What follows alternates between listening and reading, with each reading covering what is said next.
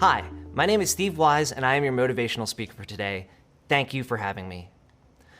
More specifically, I would like to thank your president, Karen Sue Owens, for having me, Sherry Loverick, your special projects administrator, for welcoming today, and to all of you, the dedicated and caring staff of Life Steps. It is truly an honor to be here. In doing my research on Life Steps, I learned a lot of interesting things. I saw that one of your themes is helping people along life's journey since 1923. That's almost 100 years, and that is pretty incredible. I learned that 1 in 4 Americans live with a disability. That is a much larger section of the population than I knew about. I saw a lot of similarities between Life Steps' mission and the mission of Mental Fitness, the organization that I founded. Life Steps believes that everybody of every ability has the right to live to their fullest potential. Mental Fitness, too, has the theme of achieving one's full potential. I understand the theme today is United we stand, together we're strong. That is awesome.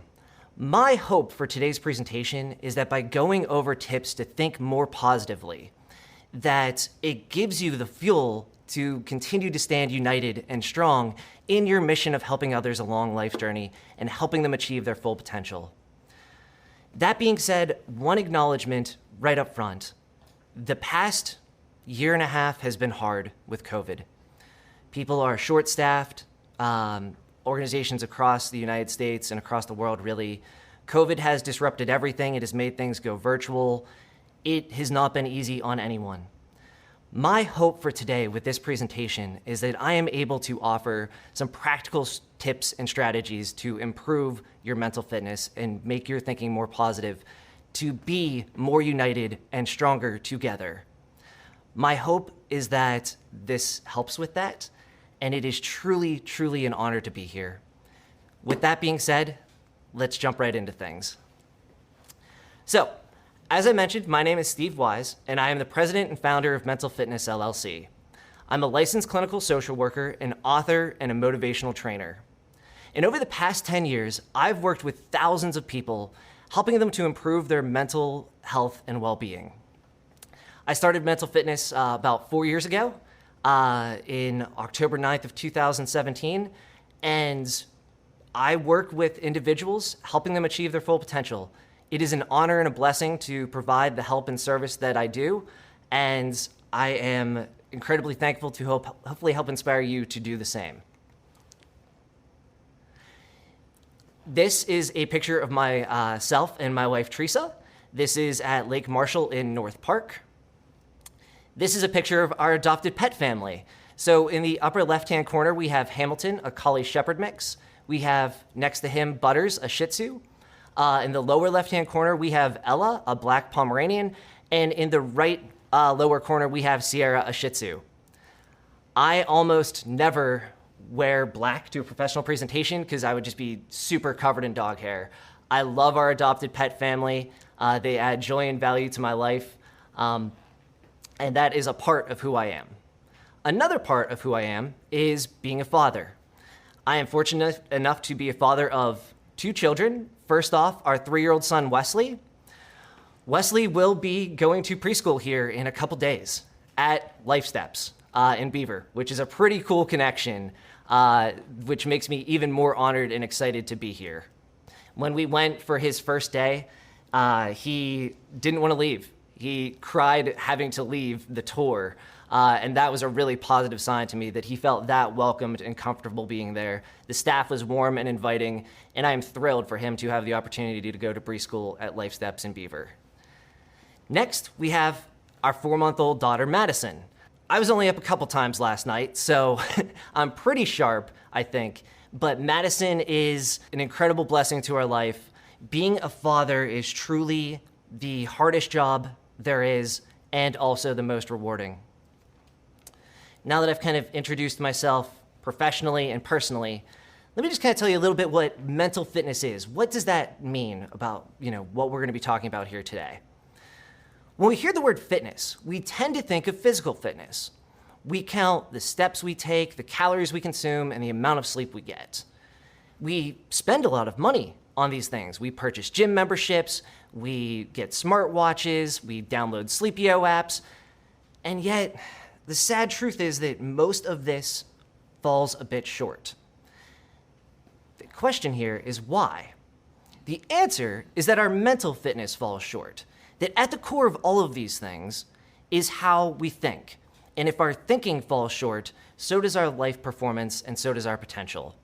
So mental fitness plays a primary role in everything we do, from mastering emotions to building relationships to achieving our life's purpose and fulfilling our potential. So that being said, here is my promise to you. Just like a nutritionist acts as a consultant to help his or her clients decide what food is junk and what food is healthy so they can make better eating decisions, today I want to talk about what thoughts are a bit toxic and how to replace them with healthier, more positive thoughts.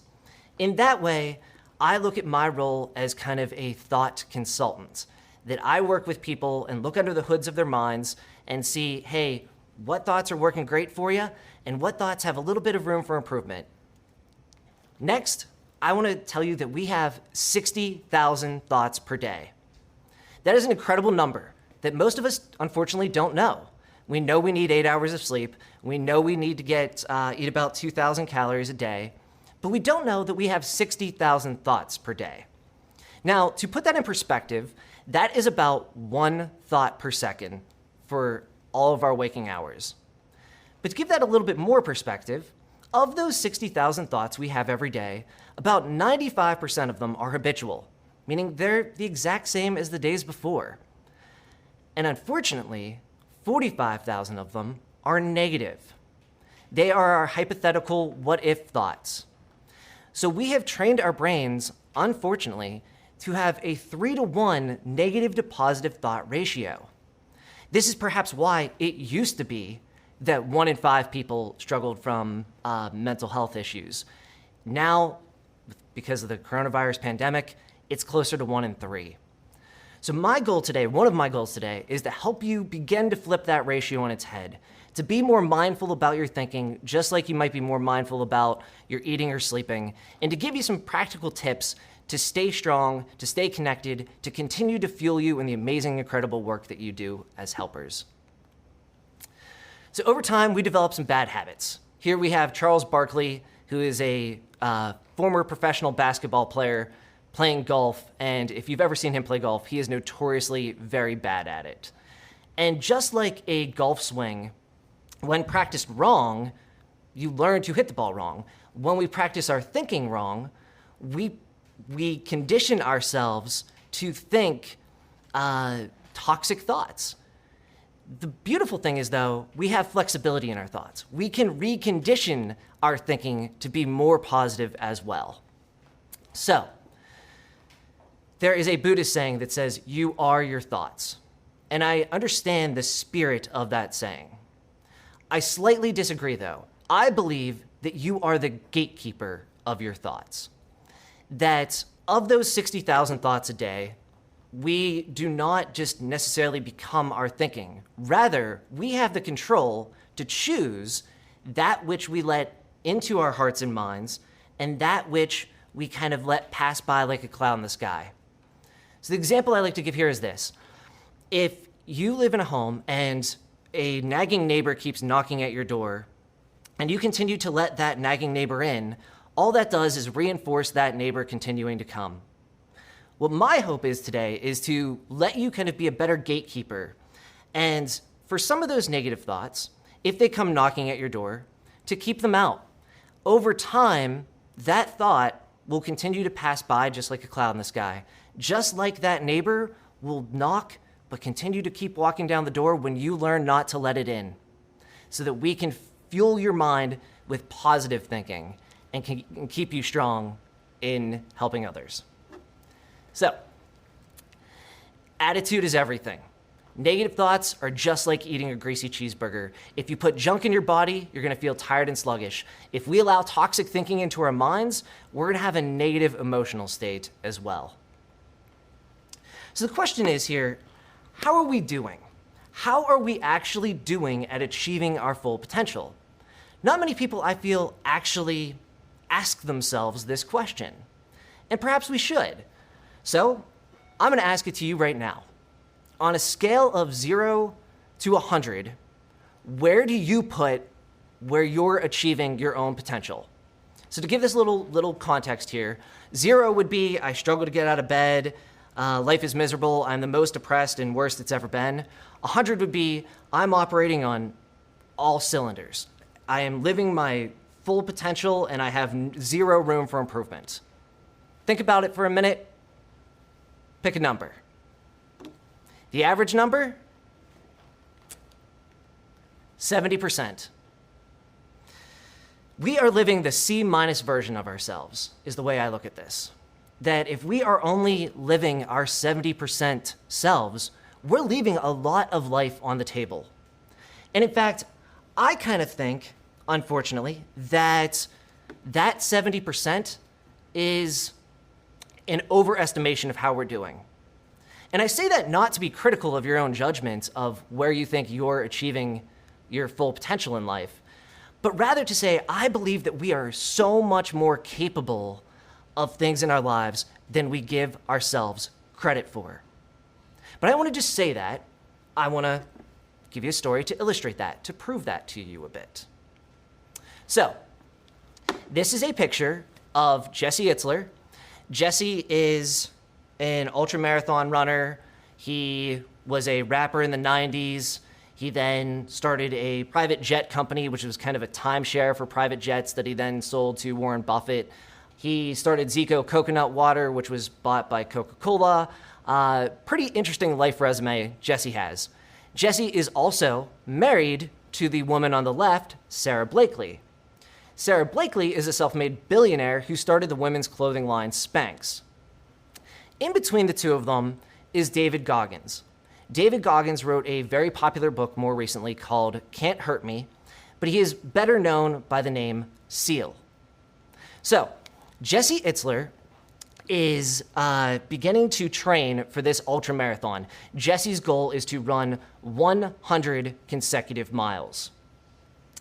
In order to train for this, he was part of a 5 or 6 man relay team doing a 24-hour relay to accomplish the 100-mile run. He was there with his team, and they came fully supported. They brought supplies. They were prepared. Jesse noticed, however, there was a man, Seal, who was running the entire thing by himself. He had almost no supplies but a box of Cheez-Its, some water, and a folding chair, and he kept up with Jesse and his entire team. Jesse knew he needed to ask, "Sir, excuse me, how are you doing this? Will you please teach me what you have going on so that I can learn from you?" At Jesse's request, Seal said, "Yeah, I will teach you," and moved in with Jesse for a month. So Seal asked Jesse, "How many pull-ups do you think you can do?" And Jesse answers, and he says, "I don't know, maybe like 8. So Seal says, "Okay, hop up on the pull-up bar, show me 8 pull-ups." So Jesse hops up on the pull-up bar and pretty rightly predicts that he can do about 8 pull-ups. Seal says, "All right, cool. Do it again." Jesse looks a little shocked and says, "Oh, okay." Hops back up there, does like 5. Rests for a minute. Seal says, "Great, do it again." Jesse's like, "Okay." Hops up there, does about 2, and has hit momentary muscle fatigue. He's pretty tired. Seal says to Jesse, "All right, Jesse, here's the deal. We're not leaving here until you do 100 more. I need you to do 100 more pull-ups." Jesse's jaw drops. He thinks, "There's no way I could do that. I'm going to be here for 2 more weeks." He was not there for 2 more weeks. He was there for 2 more hours. And he did do 100 more pull-ups. So here's the moral in all of this. The moral is this, that Jesse thought initially he could do 8 pull-ups. He ended up doing about 113 when Seal pushed him. I believe this story illustrates the same thing that we do to ourselves in our lives. We underestimate our own potential. We think because we have these self-limited beliefs that we are only capable of so much, when in fact, we are really capable of so much more when we can get our mental fitness in shape for it. So here's what we're going to talk about today. We are going to look at the 7 deadly phrases. I have been working as a professional therapist for a decade, and these 7 phrases, when I'm working with someone, make me cringe. I recognize that A, I broke my own rule there, but B, that these statements over and over are the ones that I've identified as the most toxic. And they are, I can't, I need, makes me, should, shouldn't, always, never, have to, and to me. So, we talk a lot about, in psychology, negative thinking. And we talk about, cognitive distortions like overgeneralizing or catastrophizing. But nobody so far has really done a good job of quantifying what is negative thinking. What is it, really? So my goal today is to break down negative thinking into 7 practical phrases that you can easily recognize in your own thoughts and dispute and replace with something better. So with that, let's go to deadly phrase number 1, I can't. Deadly phrase number 1, I can't. If you say you can't, you most likely won't. This is a variation of Henry Ford's quote of whether you say you can or you can't, you're right. So here I have a slide saying the law of carrots. What the law of carrots is to me is that what we think about, we are most likely to manifest. There was a popular book called The Secret that was all about this a couple years ago that was very popular. And here's a practical example. Often I will ask my clients, what are 3 options you could have for dinner tonight? And I'll get answers like spaghetti, pizza, spaghetti, pizza, tacos, right? The standard American diet, it's not the greatest. So then I might ask them, okay, let's give each one of those, spaghetti, pizza, tacos, 33.3% chance. What are the odds, honestly, you were planning to have carrots tonight? Clients might think about it for a minute and say, I don't know, not great. And I'm like, all right, fair enough. Let's say 1%. Well, what if I challenged you instead to think about carrots? What if I blew up your phone with all of the health benefits of carrots, that they add color to your skin, that they have anti-cancer properties, that they help improve your vision, and I encouraged you to think about carrots? Think those odds would go up? What if you made it your mission to leave here and buy and eat carrots today? Do you think you could change those percentages from 1% to almost 100? Sure. So what's the point in this? My point here is this, that when we think about carrots, we likely attract that as an option. So just like one might think about golf. If we think, don't hit the water, don't hit the water, don't hit the water, you know that's where the ball is going. You've accidentally just increased the odds that what you think about you attract and that the ball is going in the water. If instead you think, put it on the green, you still have to practice golf, but it psychically changes the odds. So deadly phrase here is I can't. And why I can't is so deadly is because it's self-limiting and it's self-fulfilling. But I don't want you to just to take my word for it or do the carrot thought experiment. Here I want to look at the story of Craig Dietz. So Craig Dietz, very similarly to the thinking of I can't, has a mantra of why can't I? And when you look in this picture, you will see that there are 4 gentlemen. Craig is the one in the middle. And this was just after they had completed the Pittsburgh Triathlon. Craig, in the middle, you will notice, has stubs for arms and legs. He was born that way. And yet Craig completed the swimming section of the Pittsburgh Triathlon with his 2 teammates here. Craig is a lawyer, a speaker, and an endurance athlete. And Craig talks about the opposite of focusing on what you can't do and then attracting more of that, to switch your thinking to what you can do, or in his case, why can't I? So before I play a video about Craig, let me just tell you a little bit about him personally. Craig is an interesting guy. When he grew up, his parents didn't coddle him. They didn't help him do things that they felt he could do on his own. In fact, they made him do it on his own, even if it was a struggle. And if he couldn't do it on his own, they still didn't really help him too much. They helped him find a way for him to do it on his own and taught him that spirit of, well, why can't I? So in high school, Craig was about to get his license, and he got it. It was modified so that he could drive his car. The license plate said, "Look, Ma, no hands." When Craig went to college, he was encouraged to go to Edinburgh because that was the only ADA-approved school at the time. But instead, he went to, I believe, Duquesne Law, and he did a prank there where he put blood on his stubs and had a friend chase him with a chainsaw and scared the crap out of girls in a sorority house. He's always been an easygoing, fun-loving guy, but he's also incredibly capable. Craig has bagged a buck hunting. He plays volleyball with his head. He has swam the Alcatraz swim from San Francisco to Alcatraz Island in brackish, nearly hypothermic salt water. He has swam 8 miles to raise breast cancer awareness in South Africa, I believe. He makes his wife dinner most nights. He bowls. He plays the drums. The guy is incredible. All because he grew up with a lifetime of why can't I? When Craig became a lawyer, he took the bar exam with no special accommodations. He put a pen between his neck and shoulder and took the bar exam like this, passing on his first effort. But I want you just to believe me. I want to show you a little bit of what Craig's capable of. So with that, let's watch a quick video on Craig here.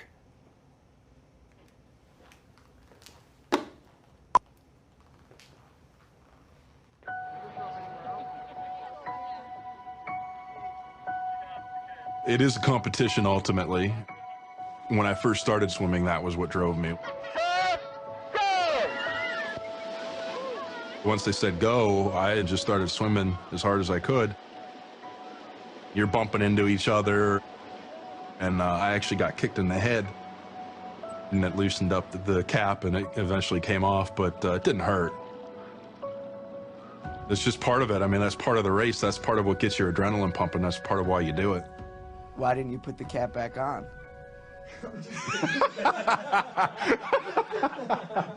I thought you were serious for half a second. I was about to say, because I don't have hands, asshole.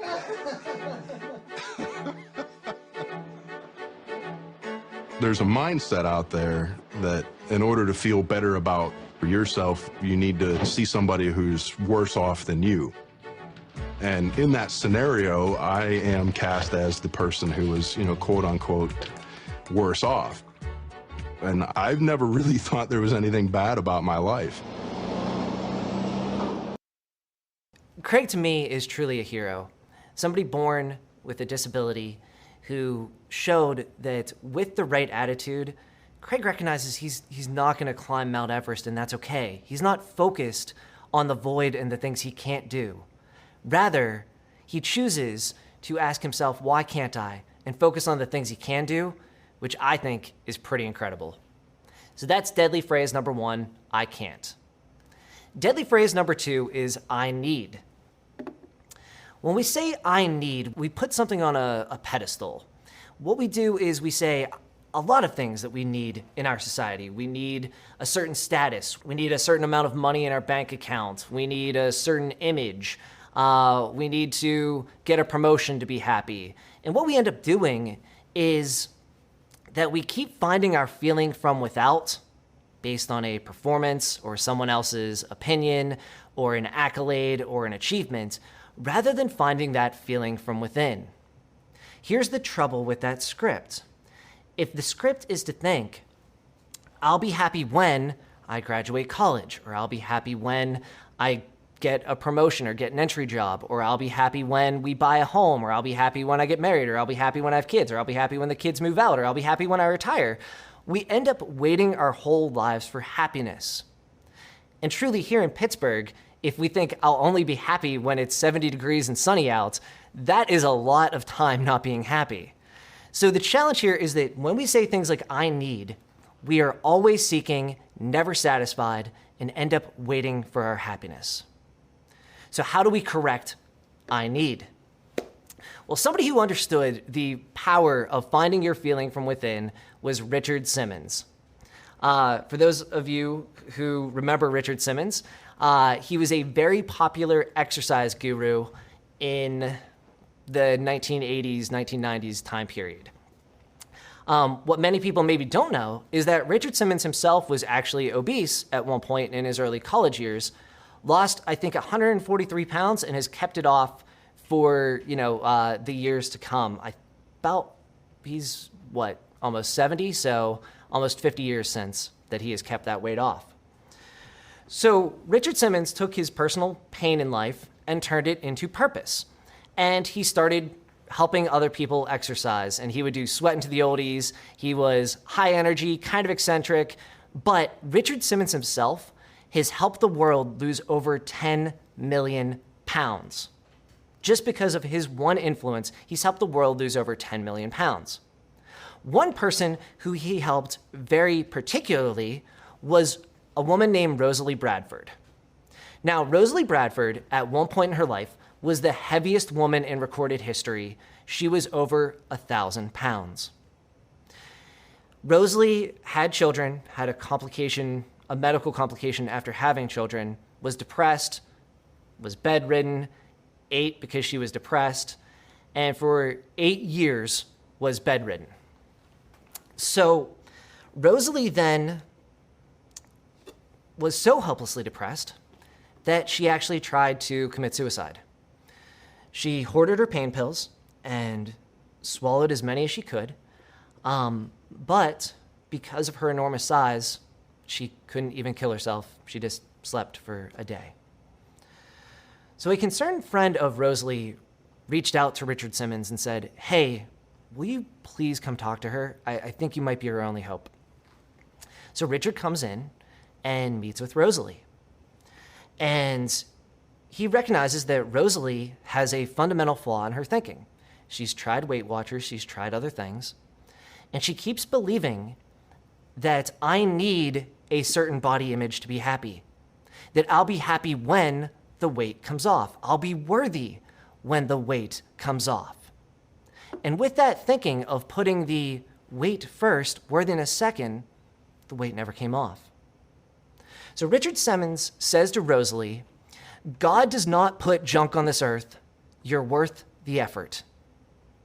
And with that, Rosalie thinks about it and says, you know what, maybe I am. Maybe I am worth the effort. And so Richard then works with Rosalie and gives her his workout plan. His workout plan for her for the first year is just to clap her hands, because that's all she can do. But following his workout plan and dieting plan, she lost over 300 pounds in the first year. She went on to lose over 700 pounds. She got down under 300 pounds. She was able to walk again. She lived another 3 decades. She eventually died at 63 in a complication of skin removal surgery. But Richard gave her a quality and quantity of life that she never even believed possible for herself. She, all because of his influence, was able to walk again and live for decades more, even without bariatric surgery. So here's the moral of this story. When we think we need something else, a status, a body image, someone else's approval, we are giving up all of our emotional power and control to that outcome, that person, or that event. All you need is already within you. It's just your job to find it within yourself. You are worthy within yourself as you are. And that is deadly phrase number 2. Deadly phrase number 3 is makes me. Makes me is making excuses. It's blaming. It's giving up your power and control, and it's going to keep you stuck. Rather, what I try to help my clients with is to look at their emotions as a great teaching tool, that nothing makes you anything. Yet, if I'm ever feeling frustrated with my boss or or anyone in life, we don't often think, thank you, world, for this feeling of frustration. I trust that it's teaching me character and ownership.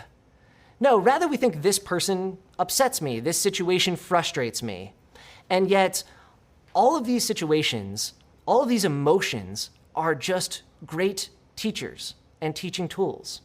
They're teaching us to find the character within ourselves to learn and grow.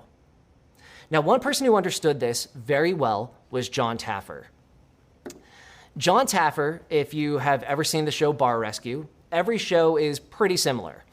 It involves John coming in, and John's famous line is, "I don't embrace excuses, I embrace solutions." John will come into the business, it is usually a failing bar or restaurant, and he will ask the owners, "So why is your bar failing?" Do the owners say, "Oh, I checked out, I slacked off, it's on me"? No. Instead, they answer, "My employees are lazy, the managers have drama, the regulations changed." They blame and blame and blame and blame, and they end up staying stuck. So what John does is he comes in and he puts them under a stress test. He sees where the systematic gaps in their businesses are, and then he gives them a plan to improve those systems and essentially to rebrand their business. Now, there is one predictor as to whether this works out or not, and it's not usually the strength of John's plan. John's pretty good at what he does. Rather, it is the owner. Some owners will continue to blame. They'll resist John's plan. They won't take ownership of their own actions. Other owners will take, ironically, ownership. They will say, "Oh, man, I have no choice but to recognize this business is failing because of me." But almost amazingly, as soon as those owners take that ownership and they recognize that this business is failing directly because of them, they also have the epiphany of empowerment, which is, that means I can turn this around too. If this business is failing because of me, that means I have the power within myself to turn it around too. And with that humility and insight and ownership, rather than saying makes me and blaming others, they often humbly take John's help and guidance and are able to restore the bar and business and their own self-worth. So here's the moral of the story, that when you say makes me, it is making excuses. The opposite is taking ownership, looking at your emotions as teaching tools, as your own working GPS system to guide you towards your full potential and achievement. And that is deadly phrase number 3. Deadly phrase number 4 is should, shouldn't. There's a line by Carl Jung, who was a famous Swiss psychiatrist, who says, "What you resist persists." The follow-up to that is, what you resist persists, what you accept gives you the ability to transform. When we look at mental health, I often, and this is a little bit of an oversimplification, but I will often say that depression is regretting the past, anxiety is worrying about the future. The happiest, most successful people learn from their past and stay in the present positive, not a past negative, and take action towards their future. That they will take action again in the present positive and not worry about a hypothetical negative. So what's an example of should, shouldn't? What you resist persists. Well, we do this often. We think,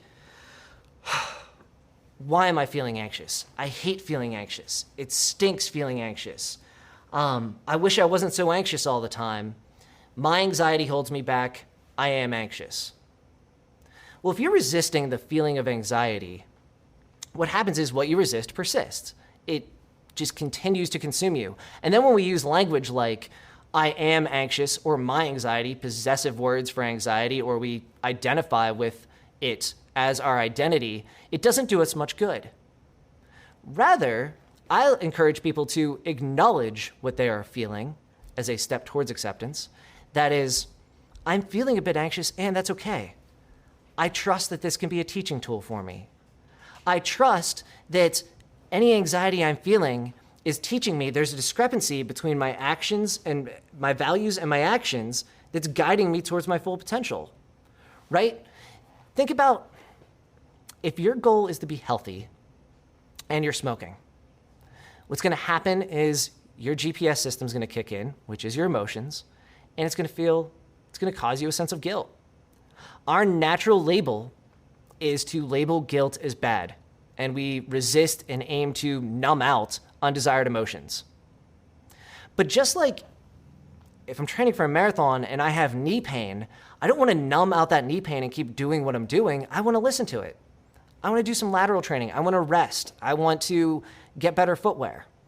Our emotions do the same thing if, rather than resisting them, we learn to allow, accept them, and let them guide us. So here is a personal example that I have for this one. The personal example I have of practicing acceptance comes from an injury that I had. When I was in my mid-20s, I was very much into endurance athletics and lifting, and I did a number of things where I was very much going to the gym regularly and into bodybuilding.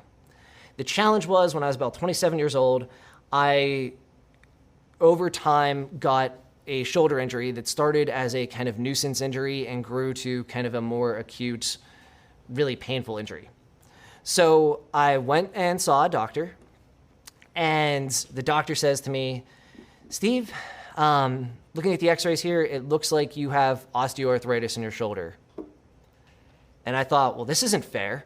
This isn't the way that it should be. I didn't accept it. I didn't think that this was fair. None of my other 27-year-old friends had, osteoarthritis in their shoulder. And so I resisted it, and it persisted to upset me. So the doctor told me, I can get some cortisone shots and eventually need surgery, but surgery would have no guaranteed result. Or I could change my lifestyle, not do so much heavy lifting, but do some other things. And I thought back to Craig Dietz, and I thought back to, you know what? Maybe it's okay if I accept this. Maybe it's okay that life is unfair and uncertain. And I can accept this diagnosis and stop focusing on what I can't do and resisting it and having it persist to upset me, but rather focus on what I could do. And going back to that picture here, this is something I could do. I stopped heavy lifting, but I transitioned to biking, got back into running and swimming. This is a picture of me with a couple friends doing a 185-mile bike ride over the course of 3 days from DC to Cumberland, Maryland. And the line here that I love that helps me practice acceptance is from Michael McGriff. And the line is, "Blessed are the flexible, for they're never bent out of shape." The past 18 months have been incredibly difficult with coronavirus, with having to go virtual, with having to work in understaffed situations with people with an active COVID diagnosis. It's been incredibly difficult, and yet the entire staff here at Life Steps has shown incredible ability to bend and not break. To think, even if this isn't fair, or it's not right, or it's not what it should be, to practice acceptance and say, blessed are the flexible, for they're never bent out of shape. I'm gonna roll with this, focus on what I can do, and make the best out of it. And that is the opposite of should, shouldn't. The opposite of should, shouldn't in practicing resistance is to practice flexibility, acceptance, which allows you to transform as a result. And that is deadly phrase number 4. So, deadly phrase number 5 is always never. Always never is self-limiting, self-defeating, and self-fulfilling. So the classic kind of always never here is when you go through a relationship breakup, you think, I'll always be single, I'll never find love again. And with that thinking, with that mentality, what's the likelihood you're gonna get back on the horse and start dating again? Not very good. So the biggest predictor of one's success is truly their belief in themselves. And I have a study that proves that. So it's called the Rosenthal study. And perhaps some of you have heard it, but I will reiterate. So basically, Jacob Rosenthal is a researcher, and he decides that he wants to go into a classroom of children and give them an IQ test. So he goes in there and wears a nice professional suit, and he goes and talks to the teacher and says, I'm going to give all of your students an IQ test, and we're going to identify who might be academic bloomers and who are just kind of on the more normative track. So he goes in there and he works with the kids, and he gives the teacher a result, identifying some kids as academic bloomers and some kids as just normative.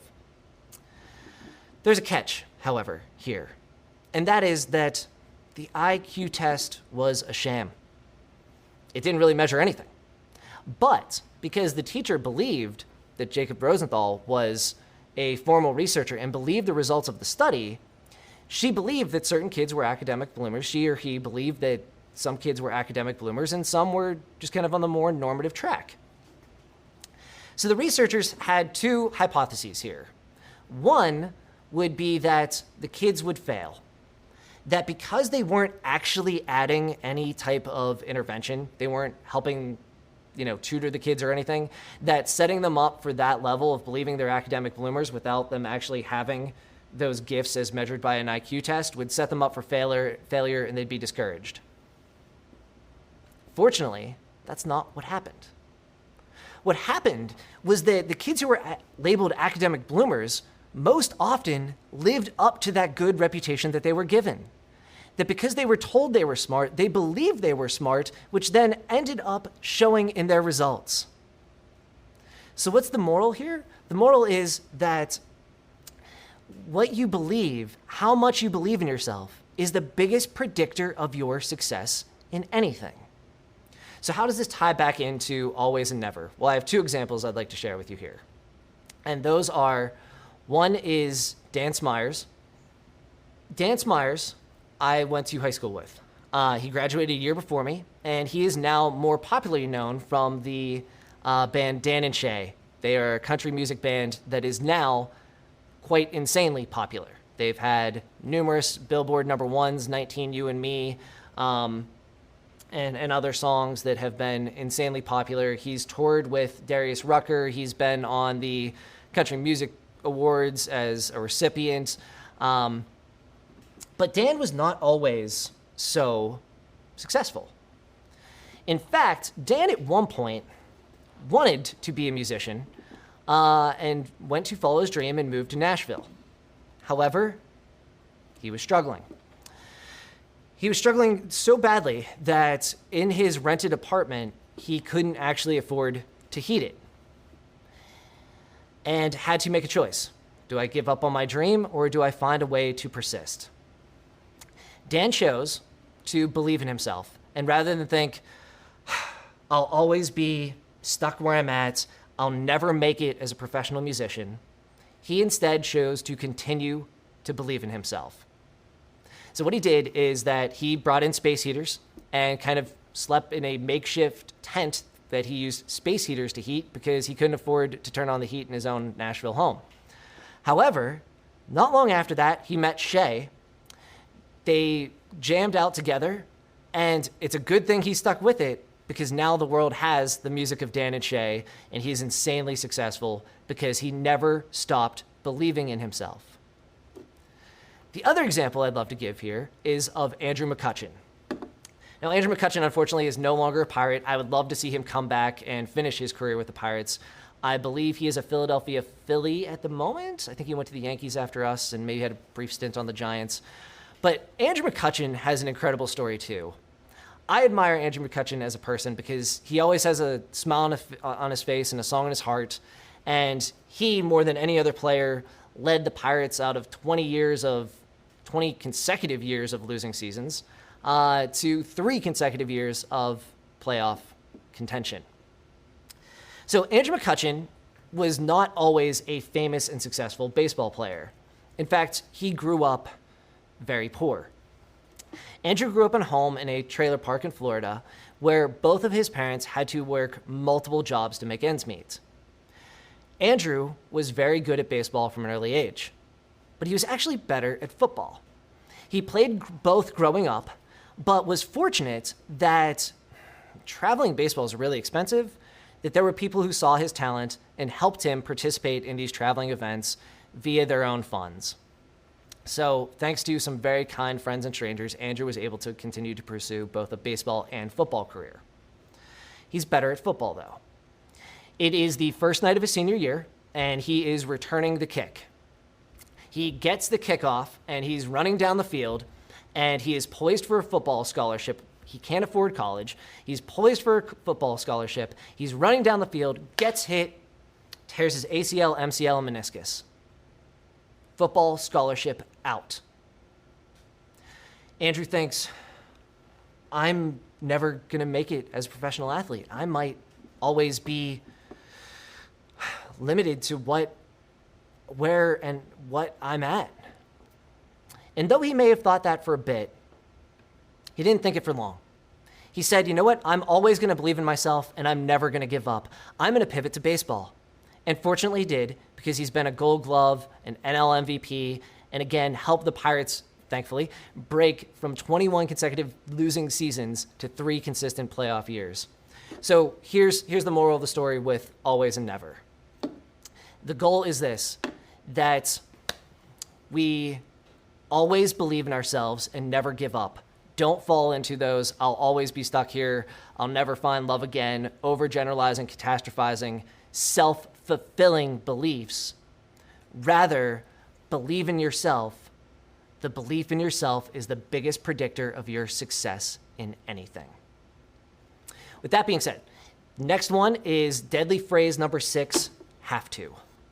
We say have to a lot. There are a lot of things we have to do, like paying bills, letting our dogs out, doing progress notes or clinical notes. And I mentioned something here called lawyer syndrome. So interestingly, lawyers are 3.6 times more likely to be depressed than the average person. I didn't believe that stat when I first heard it, and I needed to kind of understand, why are lawyers 3.6 times more likely to be depressed than the average person? So I looked into it, and I found out that a lot of a lawyer's job is to find the mistakes and the voids in opposing counsel's argument.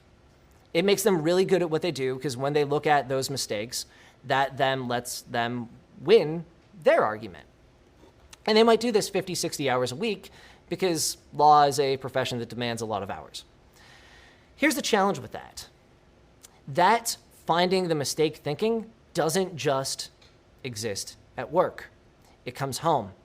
And then they find the mistakes in themselves and their spouses and their houses and their kids.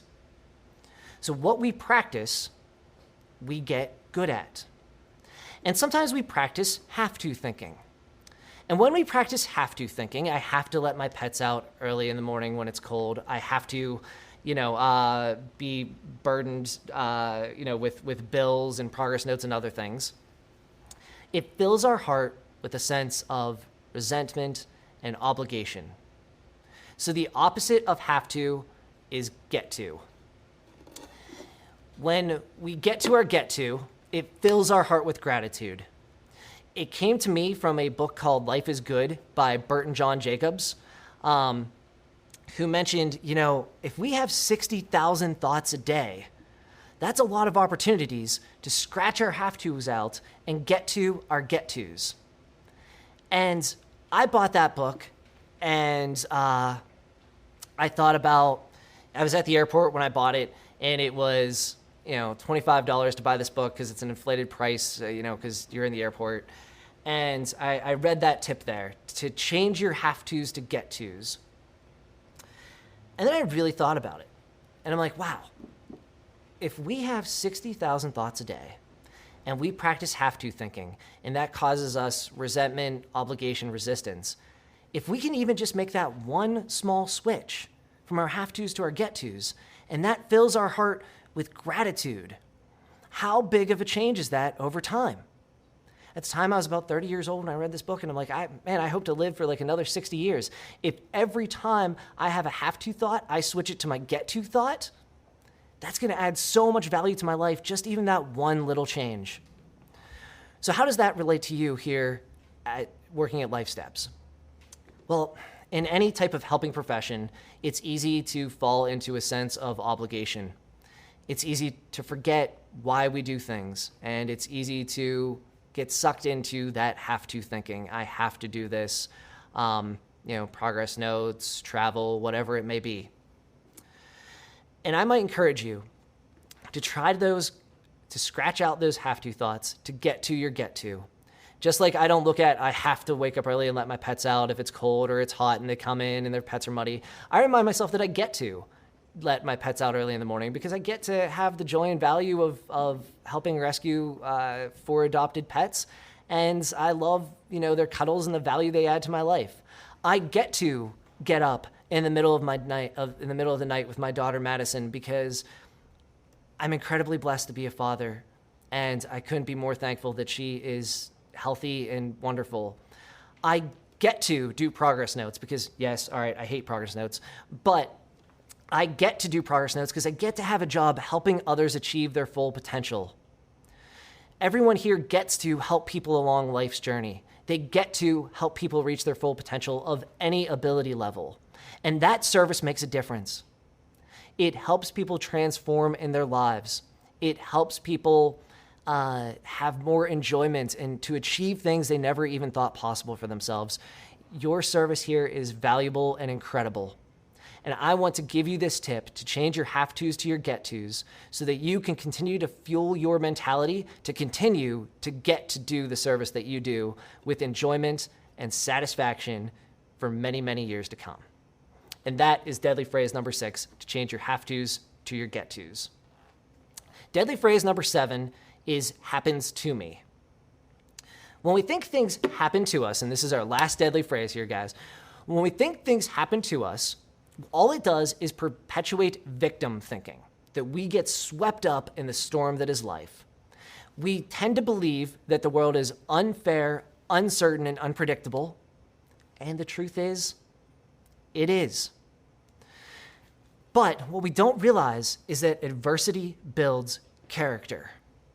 Just like if you are growing a plant and you grow it in totally artificial conditions, with no wind or no rain, the stem does not grow strong. When we grow a plant outdoors, the stem grows strong because that adversity builds the stem stronger. So does going through adversity in life for us build character, but only if we look at it and label it with that lens. So for example, my Sweet 16 my Super Sweet 16 was a show on MTV that was popular a number of years ago. And basically the show went like this. A very, very affluent, spoiled child was given a very luxurious, glamorous, overdone 16th birthday party. And one might think, man, these 16-year-olds are lucky. They have musical performers and, lavish gifts. And yet, oftentimes the kids receiving these parties were angry or disappointed. They were angry that the musical performance was underwhelming or that their friends didn't wear what they wanted them to wear. And you look at this and you think, how can that be? The challenge is when we look at the world happening to us, we present ourselves as a victim rather than looking at the world happening for us. When adversity happens, it's easy to think the world is unfair, but is it? Let's contrast that sweet 16-year-old who goes through that party with a 16-year-old who doesn't have it all handed to them and has to walk to school, to graduate high school, to be the first person in their class or in their family to graduate high school and go on to college. Who is actually more blessed? Who's actually more fortunate? My point is this, that yeah, life is unfair, unpredictable, and uncertain, but how we label it as happening to us and perpetuating a victim role or happening for us makes a large difference. I believe it to be toxic to look at the world happening to us because then we are passive, and much more empowering to look at it for us. But I want you just to believe me. Let's look at a couple examples. The first example here we have is J.K. Rowling. J.K. Rowling, this is her doing a graduation speech in which she talks about a number of things. I have the video here for you to watch, but I am going to skip it to be able to read you the text instead, though you will have the option to pause and watch it if you'd like. I think it's fair to say that by any conventional measure, a mere 7 years after my graduation day, I had failed on an epic scale. She had an exceptionally short-lived marriage that imploded. She was jobless. She was a lone parent and as poor as it gets to be in modern Britain without being actually technically homeless. She had fears that her parents had for her and that she had for herself had both come to pass, and by every usual standard, she was the biggest failure she knew.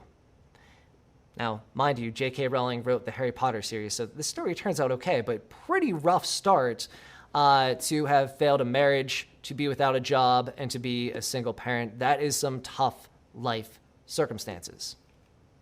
She goes on to say, however, that failure gave her an inner strength, that by looking at the world happening for her, she was able to, looking at her failures, that these taught her things within herself, that she discovered a strong will and more discipline than she ever knew she really had. She found out that she had friends whose value was truly above the price of money. She goes on to say that the knowledge that you have emerged wiser and stronger from setbacks means that you are, ever after, secure in your ability to survive. You will never truly know yourself or the strength of your relationships until you have been tested by adversity. Such knowledge is a true gift, for that it is painfully won. It has never been worth more than any qualification she has ever earned. So here's the truth of J.K. Rowling. She is a single mother. She lost her job and is as poor as you can get. Rather than thinking, this is unfair, I'll be stuck here, this is the world happening to me, she dove into that pain. She lost her mother to MS. She dove into that pain and used it to create characters. She kept writing, she kept persisting. She looked at the world as happening for her and leaned into that emotion and created Harry Potter, the best-selling book series of all time. She then went on to be a billionaire. She's no longer a billionaire because she's given so much money to the MS Society, a pain that she turned into purpose, that she's no longer on the billionaires list. That to me is pretty impressive. And you will see that mentality of, rather than looking at the world happening to you, for you, portrayed in other stories as well. So I want to give you a quick two more. So here we have the story of Edgar Allen. And Edgar Allen was the founder of Easter Seals, which is a part of LifeStep's history. So what happened with Edgar Allen is that in 1907, he was an Ohio businessman. In doing some research about him, I believe he helped build telephone poles and railroads for what he then later sold to AT&T. But he was an Ohio businessman, very successful, but he lost his one of two sons, I believe his son was named Henry, in a streetcar accident. And where he lived in Elmira, Ohio, they had a lack of medical services, so that when his son was unfortunately hit by a streetcar, they had no good hospital there. They only had a makeshift kind of hospital. So this spurred Edgar Allen to take his pain and turn it into purpose. He didn't necessarily look at the world as happening to him, though I'm sure that he thought that the world was unfair. He still found a way to think, how can I look at this as happening for a reason? How can I look at this as happening and make something of it to turn the pain into purpose? So what he did is that he created a new hospital, and he created it for children with disabilities that he found were often hidden from public view. So in 1915, the Gates Foundation opened for crippled children, which was established for disabled children, and the services were offered free of charge. In 1919, Allen and the Ohio Rotaries established what became known as the National Society for Crippled Children, the first organization of its kind. And that then organization became known as Easter Seals, which is a part of LifeStep's history. That is a pretty incredible way to turn pain into purpose, to look at those things as happening to me and to spin it as happening for me, even in the case of lost jobs, lost marriages, even lost loved ones. And for me, this is the same here too. This is a picture of my cousin Mark. And for me, Mark was very much like an older brother. I am an only child. Mark was my cousin. However, Mark passed away of a heroin overdose back in 2001. I didn't quite understand at the time. I thought, life is unfair. This happened to me. And it led me to a dark place. Over time, I figured out how to reframe that thinking and how to look at this. How can this happen for me? How can I turn this pain into purpose? Mark's passing led me to study psychology, which led me into social work, which led me into working for a methadone clinic, which led me into private practice, which led me to create mental fitness and what it is today. Having the fortunate opportunity to speak in front of hundreds of people and help them improve their mental fitness and their thinking, to fuel them with positivity and gratitude, to keep them fueled in what they're doing and for their service to others. And that is all because of that incident. So life does not happen to you, it happens for you. But you only get to turning that pain into purpose when we practice that shift from to me to for me. With that being said, let's do a quick summary here. The 7 deadly phrases. These are the most 7 toxic phrases in, I believe, our English language. We're quantifying negative thinking in a way that has never been done before in what I hope is a simple script for you to recognize in yourself to be the better gatekeeper of your thoughts. Phrase number 1, I can't. What I want you to think of when you catch yourself saying I can't is why can't I? And think about Craig Dietz and how a what I can do attitude over time can lead to.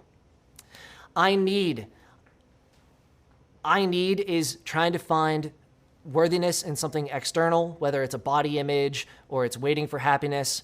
Rather, I want you to correct this with all you need is already within you. It's just your job to find it. God does not put junk on this earth. You're worth the effort.